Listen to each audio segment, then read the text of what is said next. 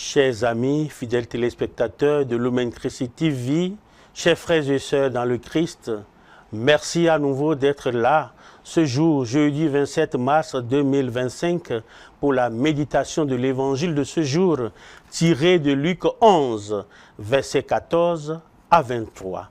Le Seigneur soit avec vous.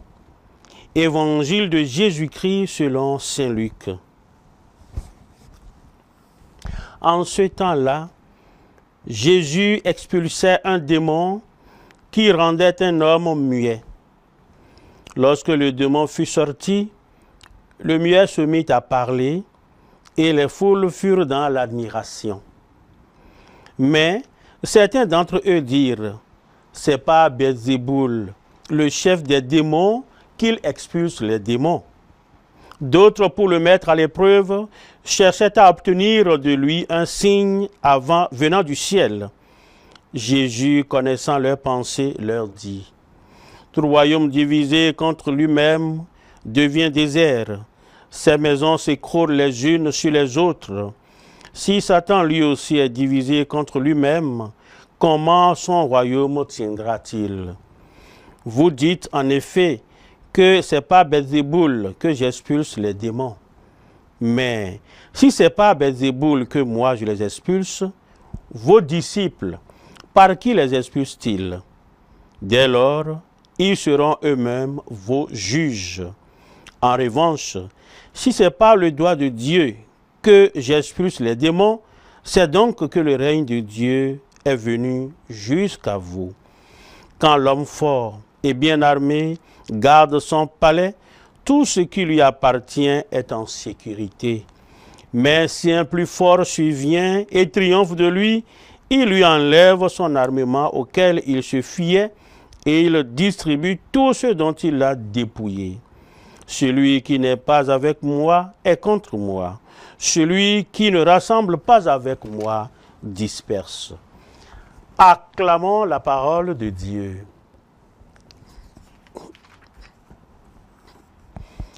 Chers fidèles téléspectateurs de Lumen Christi TV, chers amis, les tentations que Jésus a dû affronter dans le désert ne cessent de se représenter tout au long de sa vie publique.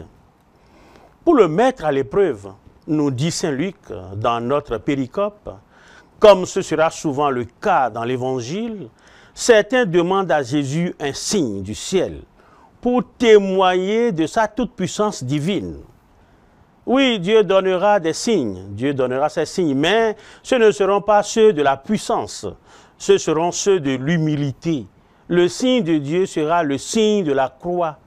Il ne peut en donner de plus grand, car là se révèle son mystère d'amour infini et inconditionnel pour tous les hommes. Chers amis, vaincre l'esprit du mal est la finalité première de la mission de Jésus, afin que l'homme puisse recevoir de sa part un esprit de fils. Le Satan a vaincu tout homme dans le premier Adam. Depuis lors, il est l'homme fort et bien armé qui garde son palais, c'est-à-dire qui domine sur tous les royaumes terrestres. Mais Jésus va se révéler plus puissant, plus fort que Satan et va triompher de lui en lui enlevant l'équipement de combat qui lui donnait confiance.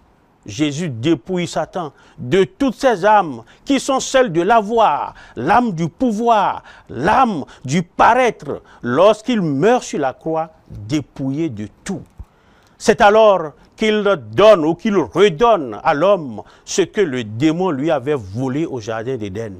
Sa vitalité, sa véritable identité d'image de Dieu et sa réalité de fils de Dieu. Jésus vient d'en haut comme le soleil et qui se lève pour illuminer ceux qui habitent les ténèbres et l'ombre de la mort. Sa victoire est immédiate, comme celle de la lumière sur l'obscurité. Seul celui qui ferme les yeux par une nécessité volontaire peut s'y soustraire.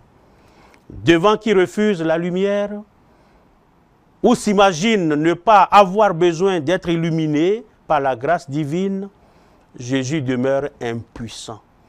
Devant ceux qui ferment leurs oreilles, devant ceux qui ferment les oreilles à la parole de vie, notre Seigneur ne peut que se lamenter. Ils n'ont pas écouté. Ils n'ont pas prêté l'oreille. Ils ont suivi les mauvais conseils de leur cœur obstiné. Et la conséquence, mes chers amis, est immédiate. Ils ont reculé au lieu d'avancer. Nous avons donc, chers amis, à nous décider par rapport au Christ. On ne peut demeurer dans une position de neutralité. Celui qui n'est pas avec moi est contre moi, nous dit l'Évangile. En effet, ne pas choisir un chemin, c'est toujours choisir. La neutralité est illusoire.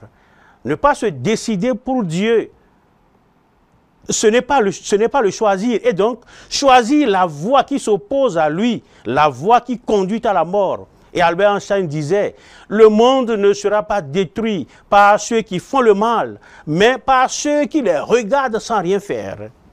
Notre inaction, par suite des compromissions et des compromis douteux, tue l'action des minorités, sans âme et sans force. Voici le temps favorable. Voici le moment adéquat pour accorder nos cœurs à celui du Père des cieux, afin de relever le prochain de toutes les injustices qui tentent de le faire trépasser. Seigneur, merci pour le don gratuit de ta grâce.